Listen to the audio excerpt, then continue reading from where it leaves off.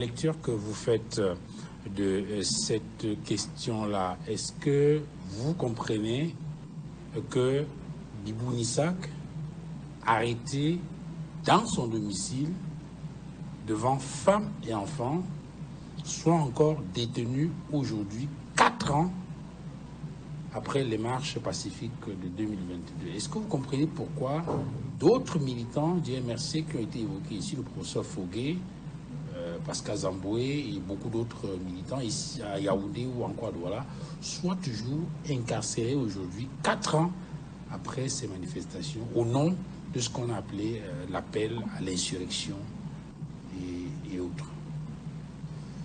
Déjà, Duval, permettez-moi de marquer toute ma désolation face à la posture de l'aîné Émile Messi.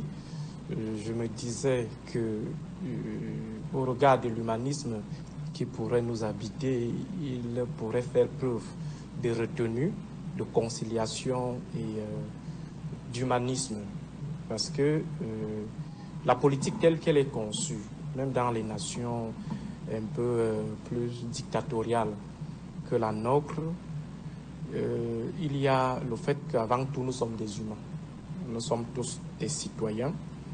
Le débat politique, c'est comme les matchs de football. Avant et après, les joueurs peuvent toujours s'asseoir et prendre une bière.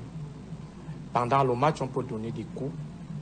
Il y a des hors-jeux, il y a des coups irréguliers. Mais toujours est-il qu'on reste dans la situation d'adversité et non dans une situation d'inimitié. Or, en écoutant M. Émile Messi, on a l'impression que dans l'arène politique, ils ont beaucoup plus à faire aux ennemis qu'aux adversaires.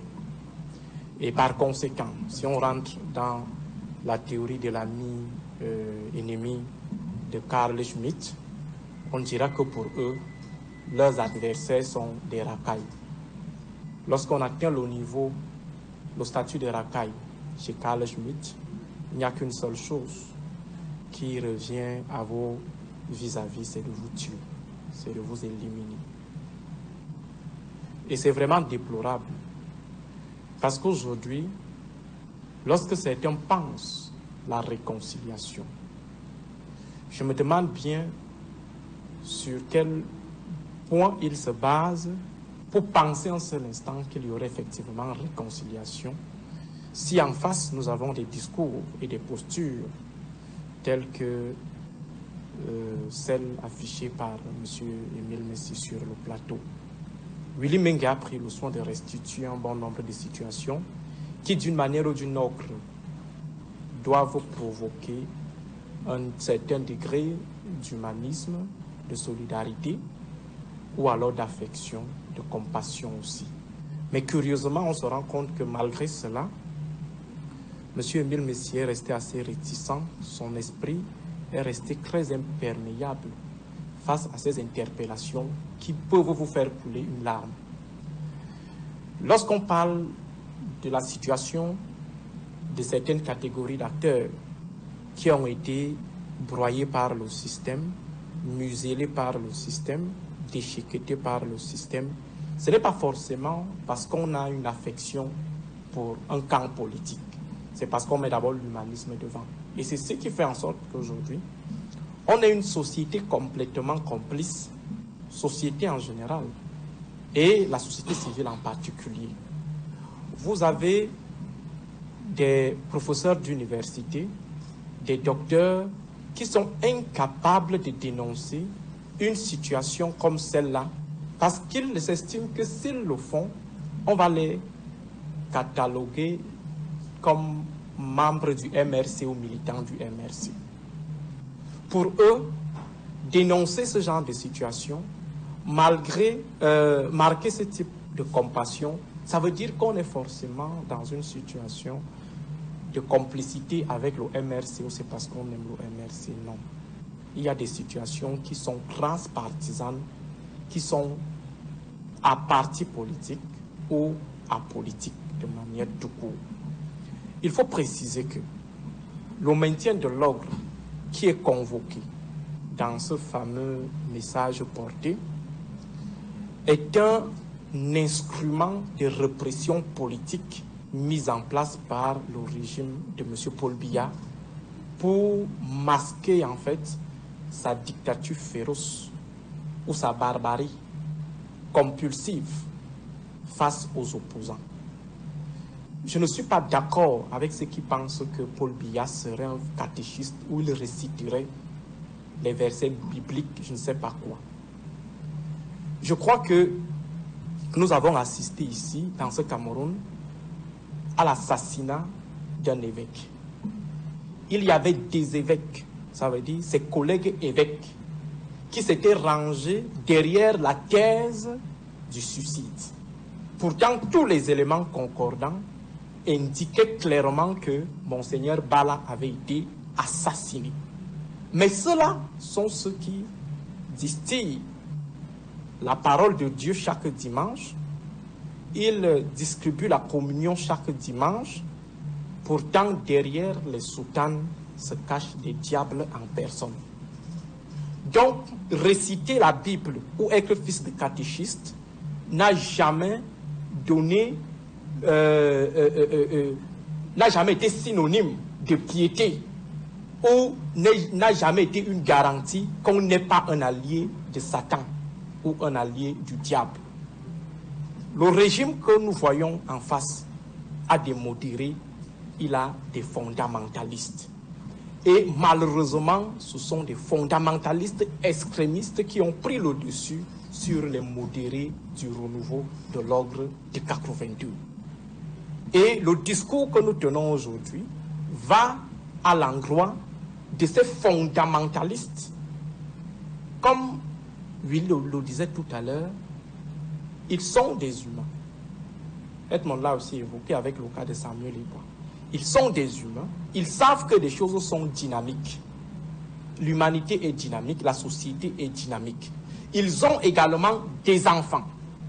Ils vont mourir, ils laisseront leurs enfants. Je ne sais pas comment est-ce qu'ils se comporteront lorsqu'ils apprendront que leurs enfants vivent sous une autre forme de dictature qui serait en train de les broyer comme eux, ils ont broyé les enfants des autres. Pour revenir au cas spécifique des militants du MRC, M. Emile Messi a dit quelque chose tout à l'heure qui n'est pas du tout exact. Le boycott est une forme de participation politique. Le boycott n'a jamais été assimilé à une insurrection. Il y a deux types d'abstention. Il y a l'abstention active, il y a l'abstention passive. L'abstention active, c'est celle qui est motivée par des raisons purement politiques. Ça veut dire que le citoyen qui estime que le jeu n'est pas bon, le citoyen qui estime qu'en posant cet acte, il va peser de tout son poids sur le taux d'abstention, le citoyen qui estime qu'il n'y a aucun candidat qui le séduit. Il est dans l'abstentionnisme actif. Il y a à côté l'abstentionnisme passif, où l'acteur, le citoyen ne participe pas pour des raisons qui n'ont rien à voir avec la politique. Pour revenir au cas du MRC, il faut dire qu'il y a une intention réelle de nuire à l'intégrité des personnes qui ont été arrêtées. Non pas seulement aux ambitions politiques, mais à leur intégrité physique dans le cadre de la terrorisation des adversaires politiques considérés comme ennemis dans le champ politique camerounais. Cette méthode a toujours été utilisée et connue sous le nom de la punition exemplaire. Ce qu'on a infligé au Bibou Nissak et à Alain Fogué relève de la punition exemplaire pour que dans le futur, dans l'avenir, que personne ne prenne le risque de broncher quand Paul Biya parle, même lorsqu'il raconte des choses qui ne tiennent pas. Et dans cette punition exemplaire, on déploie tous les instruments possibles. Je vais vous prendre deux cas. Avant l'arrestation de Bibou Nissak, il a été filé ici à Yaoundé pour être kidnappé. Je dis bien pour être kidnappé. Je ne sais pas si c'est comme ça que ça fonctionne en République. Que lorsqu'on n'est pas d'accord avec un adversaire, l'adversaire déploie les services de tonton Macoute, pas des services de renseignement. Parce que les services de renseignement opèrent de manière officielle dans des canaux officiels et n'utilisent pas en fait les méthodes des barbouzes. Or, dans le cas de Biboun Issak, il a été filé, recherché dans les boîtes de nuit de Yaoundé. Malheureusement, il était un peu plus prudent pendant cette période. Je prends l'autre cas, M. Zamboué. Il a été épargné grâce à l'alerte du docteur Oko, avec qui il était ensemble à Douala le jour de son arrestation. On arrête Pascal Zamboué, on le transporte de Douala jusqu'à Yaoundé. Vous ne pouvez pas imaginer le nombre de coups de fil passés entre ces ravisseurs et les interlocuteurs inconnus. Et la communication allait dans le sens de son exécution. Qu'est-ce qu'il faut faire finalement de lui?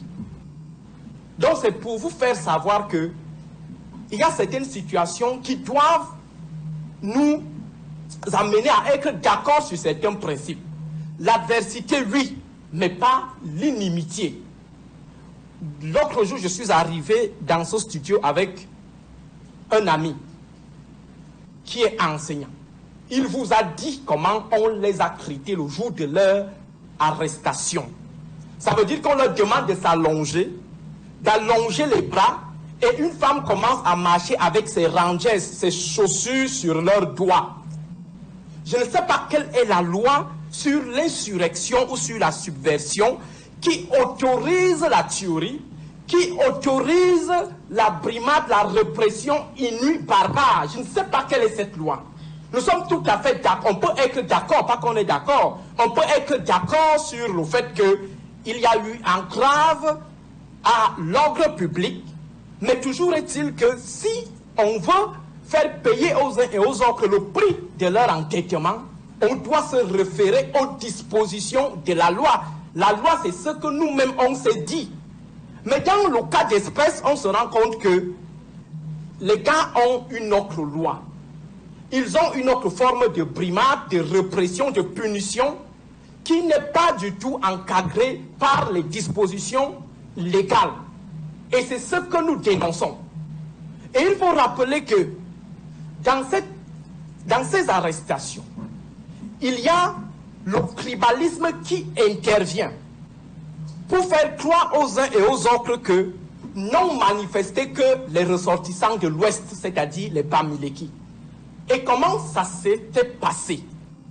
Ça veut dire que dans la masse récupérée ou piochée par les agents du maintien de l'ordre, on interrogeait les origines ethniques des uns et des autres. Ceux qui n'étaient pas Bamileke, pour la plupart, on leur demandait de rentrer.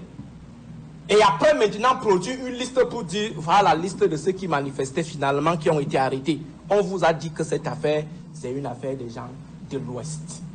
Et il faut qu'on accepte cela, qu'on ferme notre bouche, parce qu'on a peur qu'on nous taxe de pro-MRCistes ou d'alliés du MRC. Non. Monsieur Duval, il faut que les Camerounais, la nation camerounaise comprenne que la tangente, l'orientation qui a été tracée par le renouveau nous amène droit vers une situation de règlement de compte total. Le pardon sera difficile. Et je suis favorable à l'ouverture immédiate des procédures contre les fondamentalistes du régime au niveau de la Cour pénale internationale. Bien, tôt ou tard, il partira. Nous serons là. Pas moi forcément, mais la nouvelle génération sera là.